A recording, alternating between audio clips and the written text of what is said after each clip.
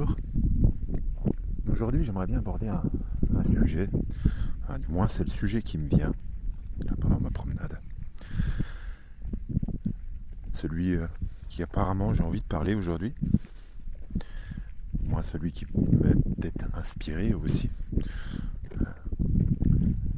Pour les sujets que j'aborde en fait, j'ai décidé de fonctionner comme ça, c'est-à-dire je commence ma promenade, je fais ma prière à Dieu, mes remerciements, tout ce qui va avec, mes demandes. Les remerciements et les demandes sont quelque chose qui sont associés pour moi. Et donc en fait, en même temps que je remercie, je demande. Comme si, par le remerciement, je reconnais que j'ai déjà ça. J'ai déjà ces grâces là qui m'ont été accordées. Donc c'est des demandes et des remerciements en même temps. Et donc en fait, je fais ma prière et après j'essaye de faire le vide. Ce qui est compliqué pour moi. Je suis quelqu'un qui pense beaucoup, qui réfléchit beaucoup trop, on me le dit souvent. Que je laisse pas assez de place intérieurement pour entendre Dieu. Et donc du coup, par cet exercice de vidéo que je vais essayer de faire tous les jours, ou du moins le plus souvent possible, sur des sujets qui me sont inspirés sur le moment et que je n'aurais pas préparé à l'avance. Je vais essayer d'aborder des sujets et laisser en fait la paix intérieure m'envahir et voir en fait parce que je pense Dieu m'inspirera sans préparer à l'avance et voir ce que ça va donner. Donc là en fait, le sujet que j'ai envie d'aborder apparemment, qui m'est demandé d'aborder ou qui m'est inspiré d'aborder et dont je ne sais pas ce que je vais dire, c'est l'Apocalypse. L'Apocalypse que je pense que nous sommes en plein dedans. Donc l'Apocalypse, il y en a beaucoup, il y a beaucoup de médias alternatifs qui le disent, c'est avant tout l'époque des révélations. Donc la vérité selon Dieu. Les révélations selon la lumière de Dieu. Et donc, ça se traduit ici, sur Terre, donc, par une vérité que les humains recevraient individuellement, en fonction de leur avancée sur le chemin, selon ce qu'ils ont eux à apprendre de cette vérité, selon Dieu. Et ça va se traduire sur beaucoup de choses, soit de plusieurs façons. Ça va se traduire de la façon où les choses de cette vérité qu'on va accepter pour nous permettre de changer des choses dans nos vies, pour nous aligner à cette vérité divine, soit nous allons les refuser et nous allons nous éloigner de Dieu, parce que si on change des choses dans notre vie pour s'aligner à cette vérité, on va se rapprocher de Dieu. Et inversement, ce qu'on va refuser de cette vérité, eh ben, ça va nous éloigner de Dieu. Et ça va avoir des conséquences. Ça va avoir des conséquences sur nos actes en fait. Tout ce qu'on va changer dans notre vie pour nous aligner sur la volonté de Dieu, sur la vérité de Dieu, sur la lumière de Dieu, va, comme je vous le disais hier sur ma vidéo, va créer l'harmonie, recréer l'harmonie ici sur Terre, recréer la sagesse dans l'humanité, va lui permettre de revivre en harmonie avec ce cadeau qui est la Terre, ce cadeau qui nous est offert et dont on doit être les jardiniers, c'est-à-dire ceux qui en prennent soin, qui prennent soin du jardin. Et quand on prend soin du jardin, on a un beau jardin, ce qu'on appelle le jardin d'Éden. À partir du moment où on se reconnecte à Dieu, que l'on est inspiré par lui, et je ne dis pas que je suis inspiré par lui, parce que même moi je me pose beaucoup de questions à ce sujet. Je ne sais pas si je suis bien guidé ou pas. En tout cas, je le cherche à être bien guidé. Je cherche à ne pas mener mes frères et sœurs, mes semblables, vous, sur le mensonge, sur la voie du mensonge. Mais justement, sur la voie de la lumière, de la vérité de Dieu. Et j'espère que je le fais. Et je ne l'affirme pas. Parce que N'étant pas sûr que je suis bien guidé, je ne peux pas l'affirmer. Mais bon, il y a des choses quand même, comme je le disais hier, qui produisent, je pense, la volonté de Dieu, la vérité de Dieu, la lumière de Dieu. Je suppose que tout ce qui est vertu positive est le fruit d'une inspiration et d'une volonté de Dieu. Que le diable, qui est en chacun de nous, et que nous n'avons pas maîtrisé, quand je parle de Dieu et du diable, ce ne sont pas des êtres humanisés. Hein. Je parle d'êtres qui sont immatériels, qui sont partout, et dont des forces quelque part, des énergies spirituelles qui se livrent une sorte de combat. C'est des pôles, un pôle positif, un pôle négatif, et qui sont nécessaires les deux pour que la création matérielle puisse exister. Je pense que sans ces deux pôles, par exemple, s'il n'y avait que le pôle de Dieu, le pôle positif, tout serait uniquement, comme à l'origine, immatériel. Et d'un autre côté, si tout était négatif, qu'il n'y a plus de Dieu, et ben tout serait mort. Parce que sans le souffle de vie, sans le souffle divin, rien ne vit. Et je pense qu'on est à cette période de l'Apocalypse,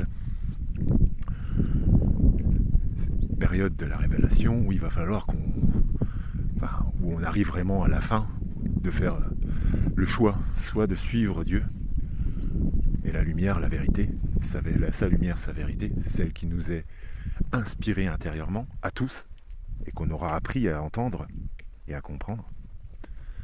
Je pense que là, on arrive vraiment au bout du bout, qu'il est vraiment urgent d'enfin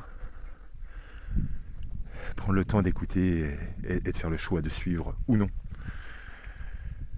Et donc voilà, comme je vous disais, si on le suit, le fruit de ce qui va découler de nous, puisque Dieu, si on l'écoute et qu'on le laisse agir à travers nous, cela va produire le beau, l'harmonieux, la sagesse, la justice.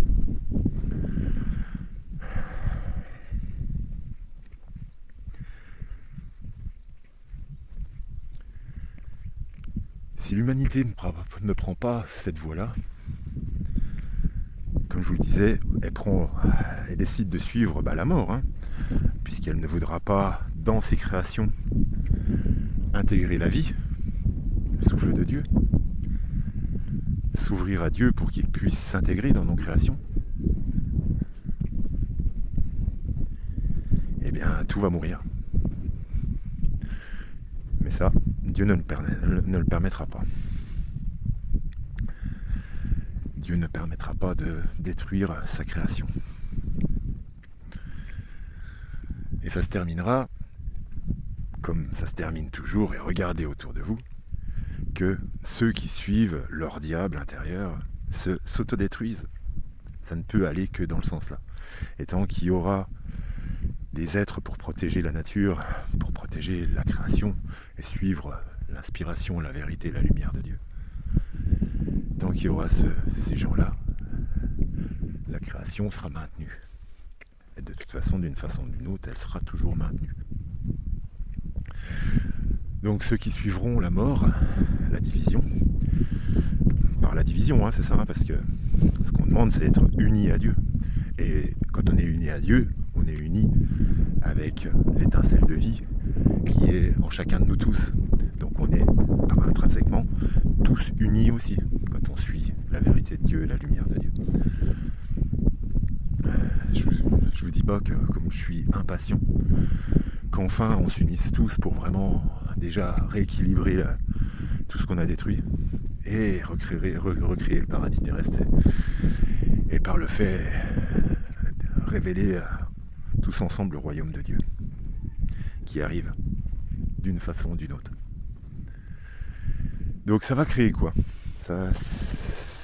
ça va créer que malheureusement, pendant une période donnée, je ne peux pas dire quand, je ne donnerai pas de date, parce que de toute façon les dates sont toujours fausses, ça dépend de la volonté humaine, ça dépend des choix humains. Admettons que si tout le monde, aujourd'hui à l'instant T, maintenant, décide de suivre Dieu, eh bien la destruction, les catastrophes qui sont décrites, parce que des catastrophes matérielles, hein, la révolte de la Terre, parce que la Terre ne se laissera pas faire si nous allons trop loin. Ben, si tout le monde décidait de suivre Dieu, eh ben, l'apocalypse se maintiendrait que sur le dévoilement de la vérité de Dieu, la lumière de Dieu. Elle se limiterait qu'à ça et à la transformation de l'humanité en les enfants de Dieu. Et donc, matériellement, il n'y aurait pas d'autodestruction et de destruction engendrée par nos choix et par la défense de la planète. C'est simple, hein, si nous nous comportons comme des virus, la planète fera une bonne fièvre, elle détruira les virus que nous sommes. Voilà, c'est tout simplement comme ça. Mais avant ça, les virus s'autodétruiront eux-mêmes.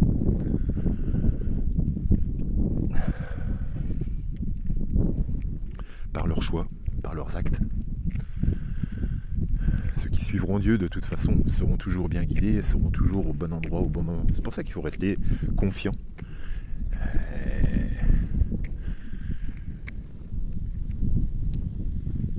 Quand on cherche Dieu et quand on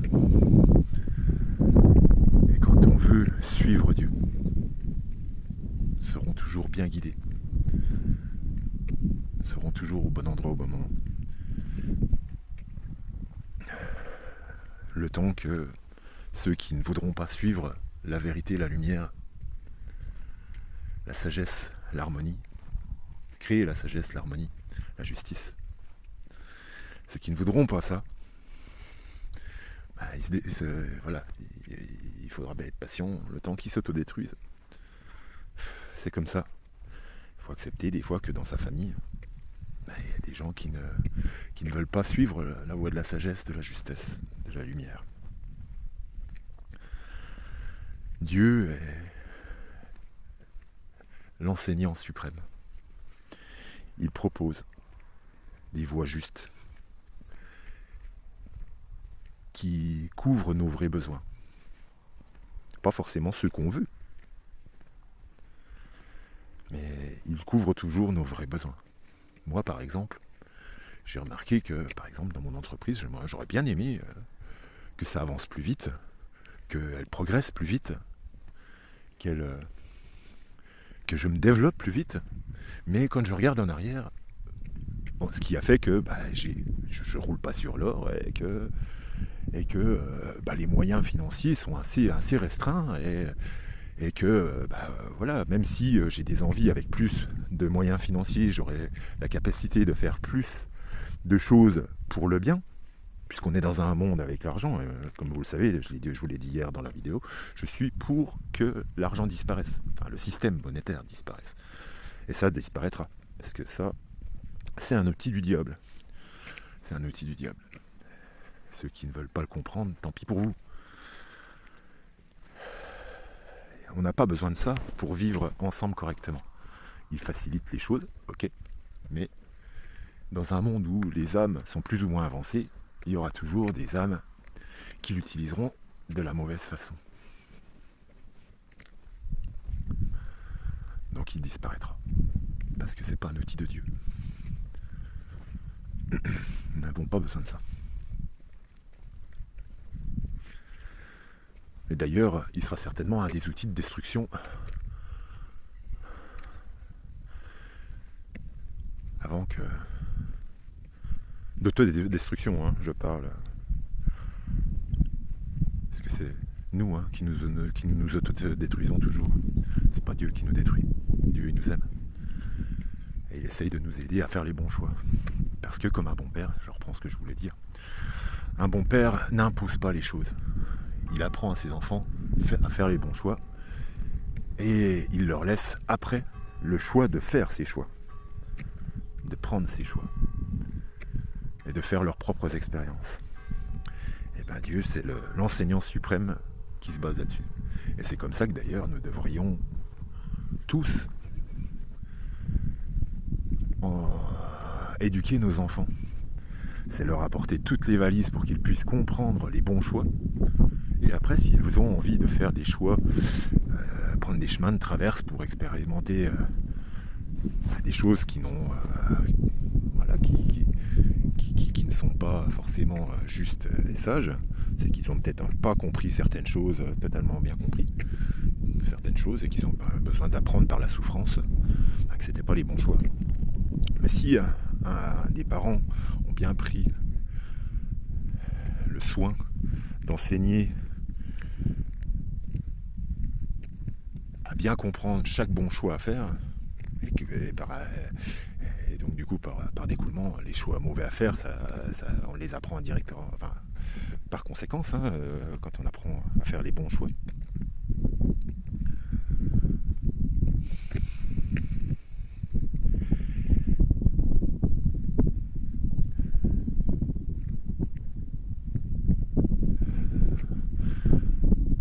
Devrions prendre exemple sur ça. Quand on éduque nos enfants.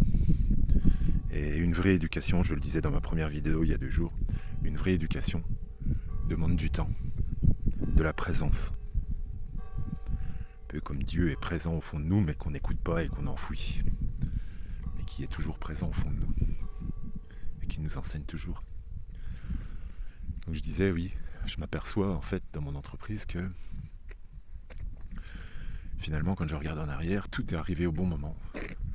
Si j'avais eu plus, j'aurais pas eu l'énergie nécessaire, parce que je fais mes erreurs, j'aurais pas eu la santé, l'énergie nécessaire pour pouvoir évoluer plus vite, pour pouvoir... Et finalement, je m'aperçois aussi que j'ai jamais manqué de rien, de toute ma vie. Et quand on manque de quelque chose, c'est quand on n'écoute pas Dieu. Quand on n'essaye pas de réaliser ses rêves, par exemple. Ses inspirations profondes.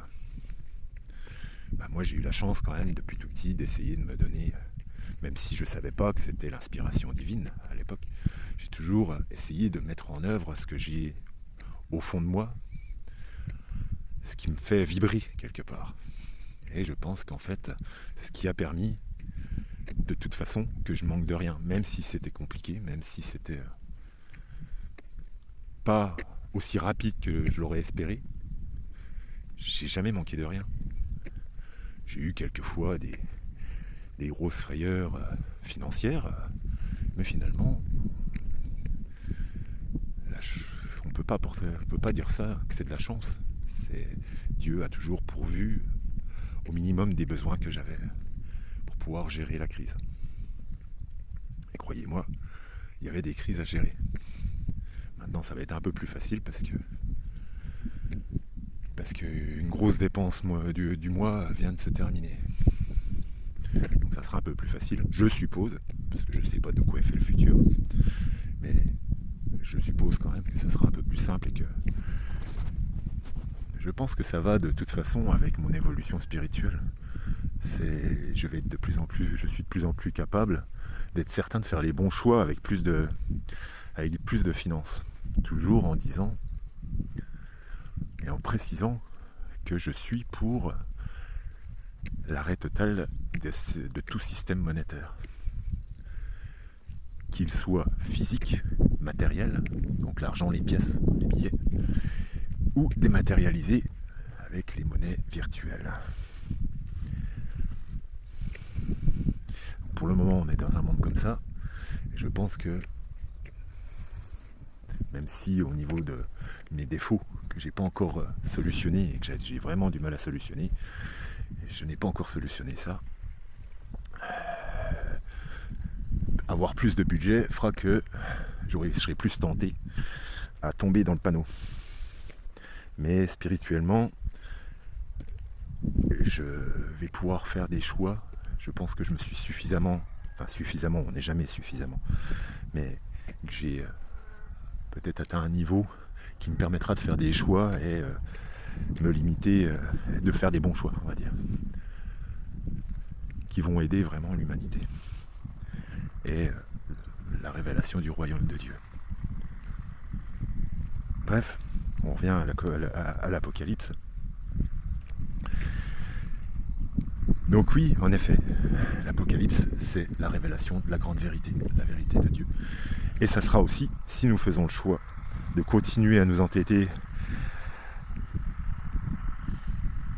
à être gouvernés par exemple par des gens qui promeuvent la division, eh ben ils vont pousser l'humanité à faire des choix autodestructeurs.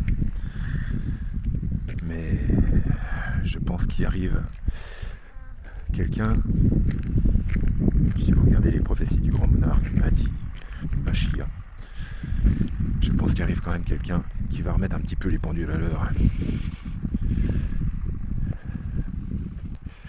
Au moins pendant un temps.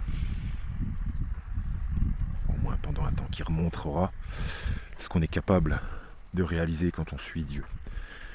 Et après arrivera le grand choix final. Est-ce qu'on suit définitivement Dieu, ou est-ce qu'on retombe dans les délires du diable qu'on n'aura pas maîtrisé en nous? Et là arrivera l'Antichrist. Et la grande autodestruction. Et là je pense qu'on n'est pas loin. Hein. On n'est pas loin. Ce qu'on appelle le grand homme. C'est chez moi ici. Ce qu'on appelle le grand monarque, apparemment, ne régnera pas. Pour moi, je pense que c'est peut-être la même personne, mais c'est peut-être aussi un groupe de personnes. Je verrai bien. Ça, je peux pas l'affirmer. J'ai encore pas mal de choses intérieures qui vibrent, dans le sens où ça serait peut-être un groupe de personnes un groupe d'âmes,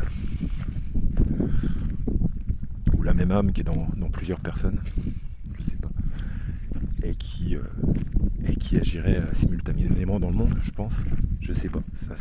Soit c'est la même personne qui agira dans le monde et qui montrera au monde qu'un monde juste et sage est possible. Mais apparemment, d'après les prophéties, il ne régnera pas longtemps.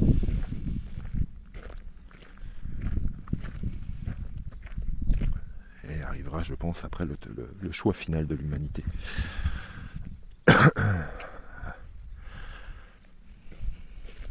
Avant soit l'autodestruction, soit l'arrivée, la révélation du royaume de Dieu. Et l'arrivée du millénium.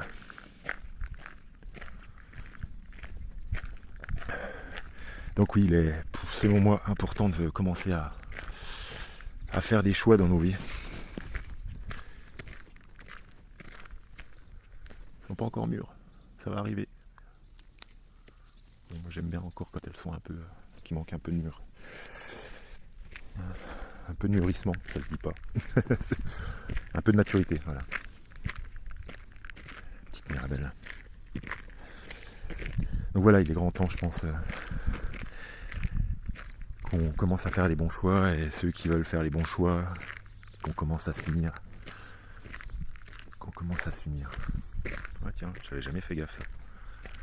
44 08 RF 88. Ça fait beaucoup de 8 hein, si on associe les 4-4, les 2-4. J'aime beaucoup le 8. Tout comme j'apprécie le 9. Mais le 8 j'aime beaucoup. Ça, il a été toujours présent dans ma vie. Donc voilà, je pense que j'ai dit ce qu'il y avait à dire là-dessus. J'ai plus rien qui me vient de spécial. Donc ouais, faites les bons choix. Suivez votre vibration intérieure. Essayez d'écouter ce qu'on vous inspire, ce que Dieu vous inspire. Essayez de vous rapprocher de la justesse, de la sagesse, de la lumière, et non de l'obscurité. Je pense que c'est le grand moment. On voit bien que que tout ce qui se passe autour, tout ce qui se passe dans le monde aujourd'hui nous annonce quand même une bonne fin des choses, une bonne fin de ce système pervers. Ça passera certainement par sa destruction. On verra bien si ça sera violent ou pas, selon les choix des gens.